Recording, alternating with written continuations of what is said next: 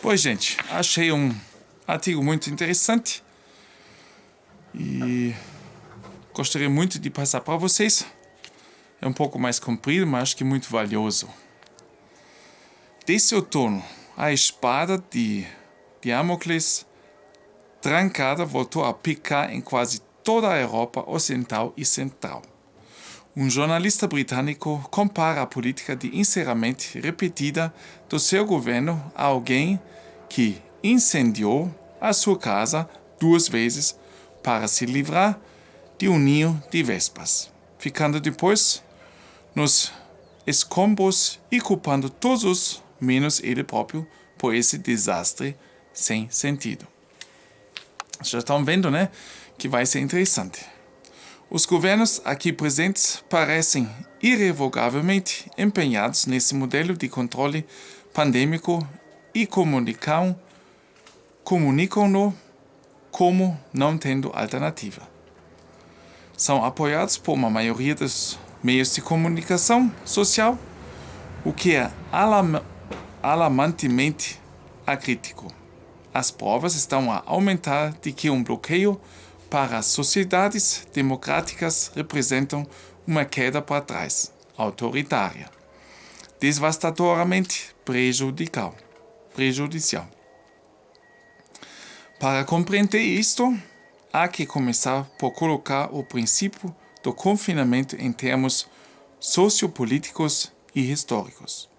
A doutora Jocely Rauch, especialista em psicologia da saúde e doenças infecciosas na Escola de Saúde Pública de Rennes, fala de seguinte forma. Em França e em outros países europeus, seguimos em certa medida o modelo autoritário chinês, baseado na repressão e estigmatização dos maus cidadãos e medo da polícia. Não questionamos a relevância desse modelo, que remonta essencialmente ao século XIX. É um modelo de quarentena em massa que foi utilizado para regular as grandes epidemias de cólera do século XIX. Após um afastamento gradual desse modelo, durante a primavera e o verão, assistimos a um regresso a medidas autoritárias desde o início da época da gripe. Muitos governos da Europa Ocidental e Central têm sido inflexíveis na sua reiterada imitação do modelo chinês e recusam-se a ser dissuadidos de continuar a usar marretas onde são realmente necessárias ferramentas mais delicadas. O jornalista britânico Peter Hitchens compara a política de encerramento repetida do seu governo a alguém que incendeia a sua casa 2 vezes para se livrar de um ninho de vespas. Depois fica nas ruínas e culpa todos, menos ele próprio, por esse desastre sem sentido. O que no início se lê como uma mera provocação por uma comparação de espionagem, uma inspeção mais atenta, contém muitas verdades fatais. No mundo de língua alemã, há muitos relatos de uma radicalização dos críticos da política governamental. Isso pode ser justificado em relação a algumas teorias circulantes sobre mascaramento obrigatório e vacinação. Embora a representatividade dos proponentes de tais teorias para a maioria dos críticos do encerramento não só deva ser duvidada, como provavelmente nem sequer remotamente dada. A radicalização do lado oposto, por outro lado, é enfrentada por uma maioria na política e nos meios de comunicação social. Não só em grande parte de forma acrítica, mas aparentemente, mesmo com benevolência tácita. Há meses que muitos defensores do encerramento têm vindo a lançar por aí, muitas vezes absurdos, por serem exclusivamente de motivação política, acusações e insultos injustificáveis nas redes sociais. O exemplo mais prominente desse golpe abaixo foi provavelmente o hashtag do Twitter Sterben mit Streck. Tal como o professor Streck, já falei de vocês em outros vídeos, virologista bem conhecido, tal como o professor de virologia da Universidade de Bonn. Tais tiradas de ódio atingem regularmente os frequentadores da família, viajantes, compradores, manifestantes anti-bloqueio, frequentadores de igrejas e praticamente todos aqueles que ousam expressar publicamente a sua preocupação e descontentamento com o conformismo radical e coletivismo desenfreado. Se olharmos para a escolha das palavras de alguns políticos e de seus especialistas da Casa do Tribunal, não podemos deixar de pensar que, infelizmente, eles se comportam agora mais como polêmicos ativistas, moralizadores e, por vezes, agressivos da internet do que como estadistas ponderosos e cientistas de investigação, sério e orientados para o resultado, uma vez que os gralistas do dogmatismo do encerramento são geralmente conhecidos, os nomes não serão mencionados. No meu mundo, em todo caso, todos são responsáveis pelas políticas atuais, exceto os decisores políticos e os seus próprios conselheiros. Além disso, os bloqueios parecem estar a revelar-se inadequados quando se trata de controlar eficazmente eventos de infecção e prevenir mortes. O ônus da prova que expõe a ineficácia do modelo autoritário do século XIX está a tornar-se esmagador. Para esse fim, em 19 de dezembro de 2020, o Instituto Americano de Investigação Econômica publicou uma compilação de 24 estudos internacionais realizados com a participação de acadêmicos de topo de disciplinas relevantes que dão ao método de bloqueio um boletim de notas fraco a inadequado. A comparação revela-se assim adapta em mais do que uma forma. Mas os lockdowns não parecem apenas inúteis. Desencadeiam desastres diretos cuja escala é muito mais devastadora do que os danos causados pela atual pandemia. Esta é a opinião do antigo secretário-geral da ONU, professor Ramesh Thakur, entre outros. Nossa, que frio.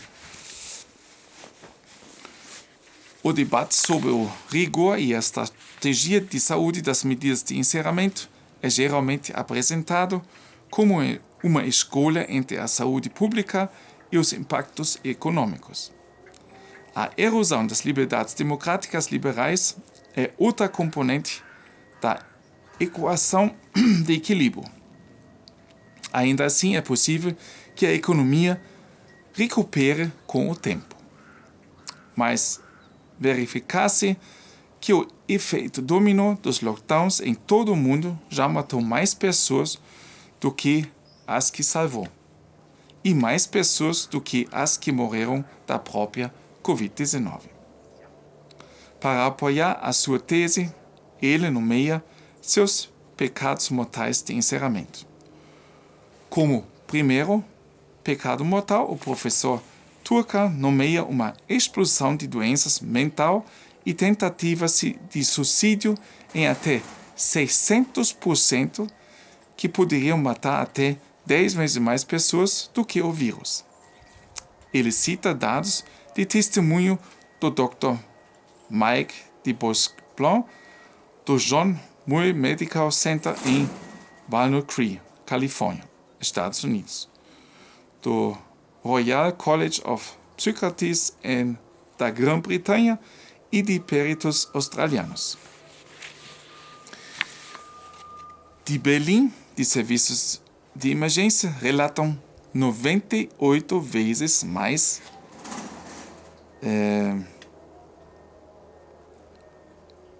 médios de serviço sob o título Quase Estrangulamento Pendurado, até o início de novembro do que no ano anterior. 98 vezes mais pedidos de serviço sob o título Quase Estrangulamento Pendurado.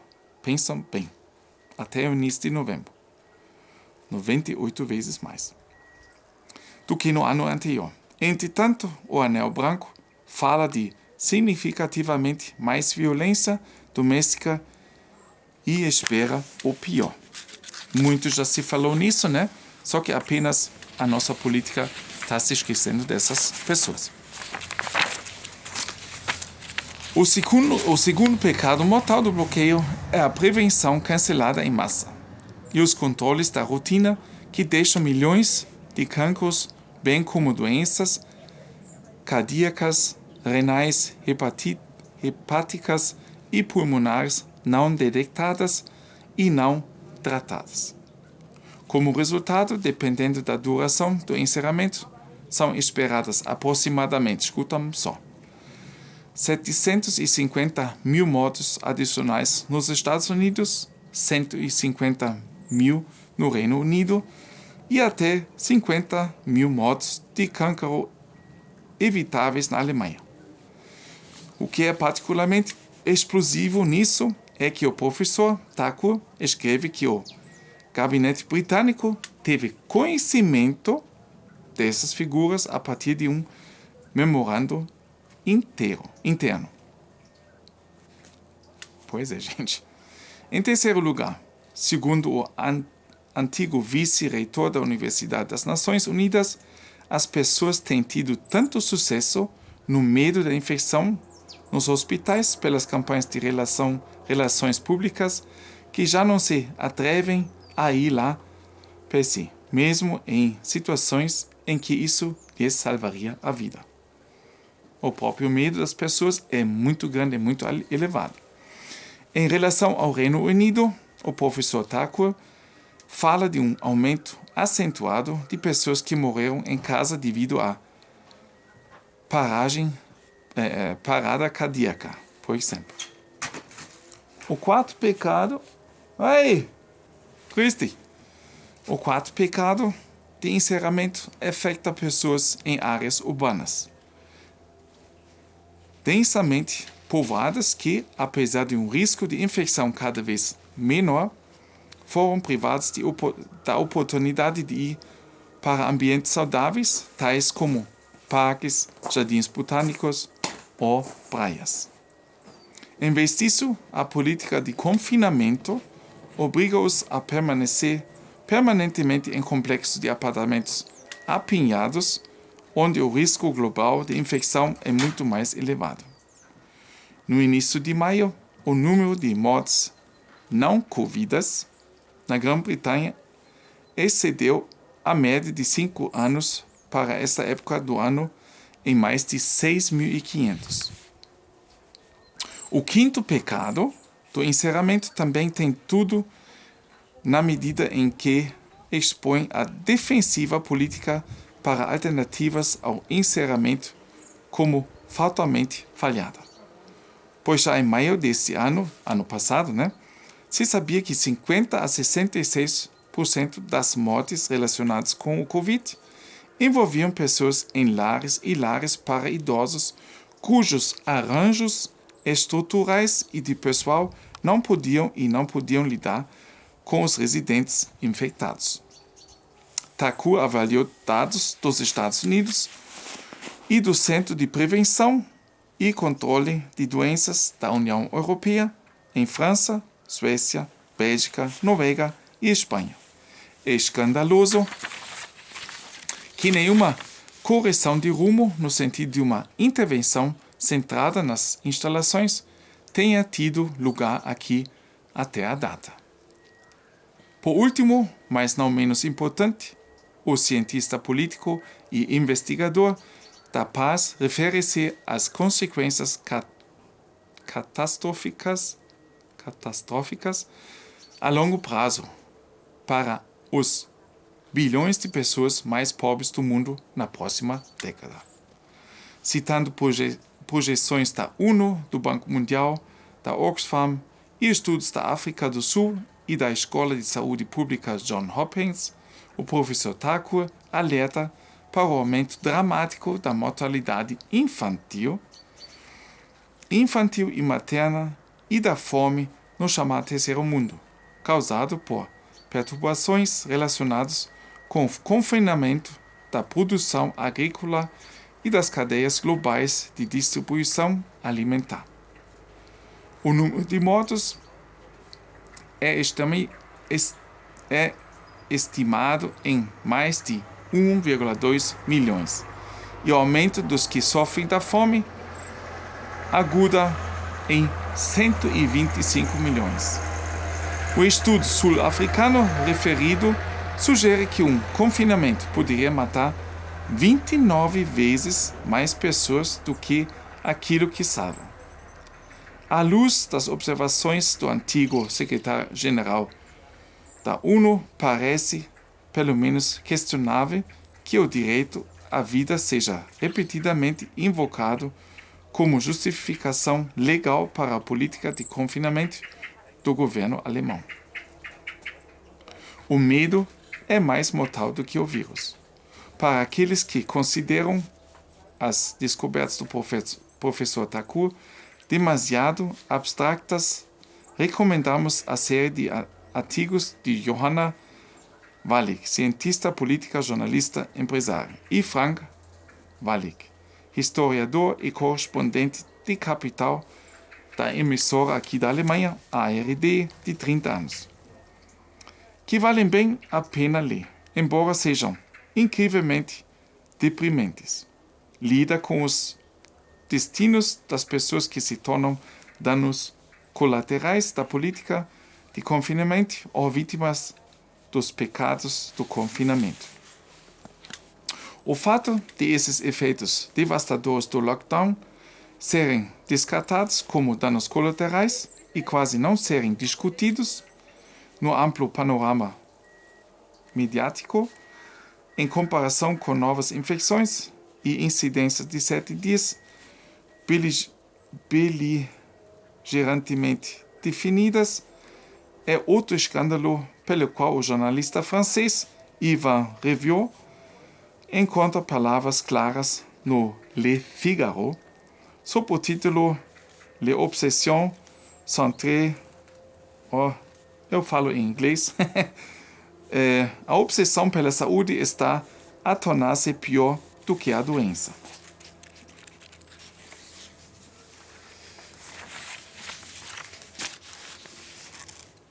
A subserviência dos meios de comunicação social ao discurso dominante tem fomentado uma estratégia questionável de luta contra o medo que criminaliza as pessoas. Está a tornar-se evidente que o medo alimentado pela propaganda alarmista é mais mortal do que a cobiça.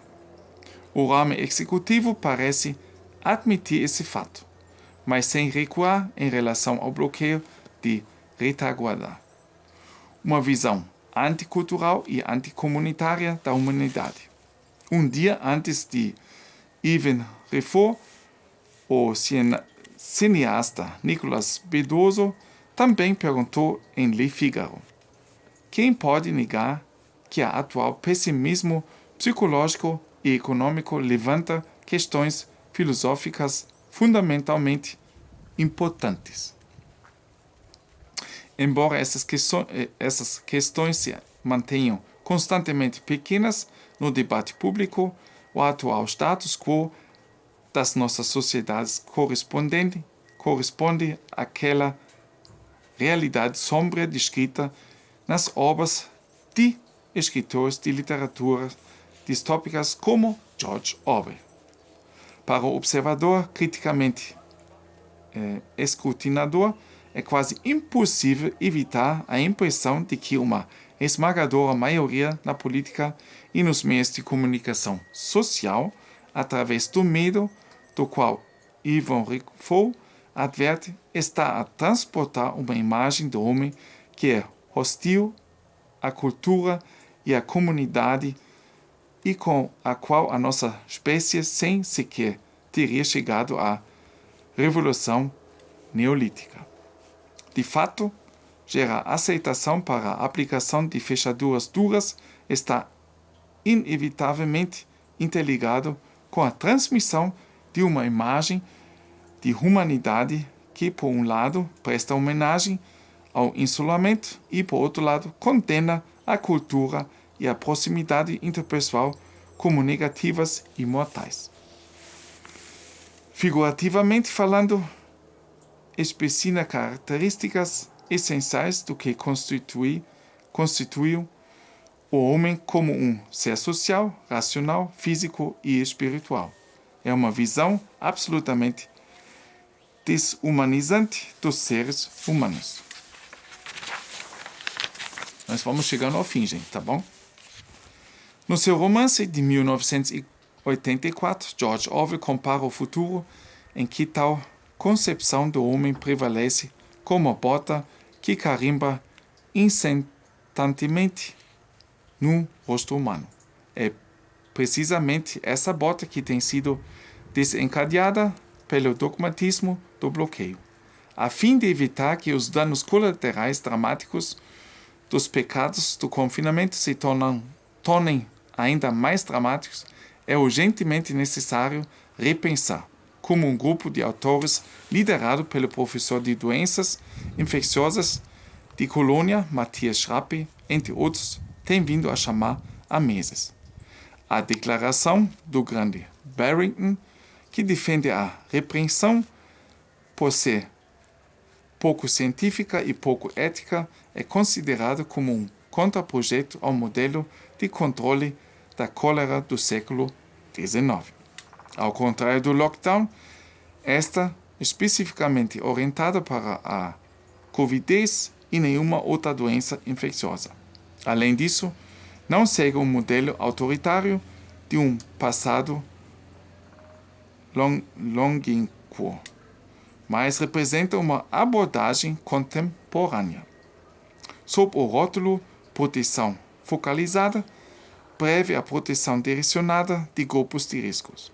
Se consideramos o quinto pecado de encerramento, de acordo com o professor Ramesh Thakur, e, ao mesmo tempo, tivemos em conta que, atualmente, dependendo da região, até 90% dos mortes relacionados com a cobiça na Alemanha ocorrem em lares de idosos e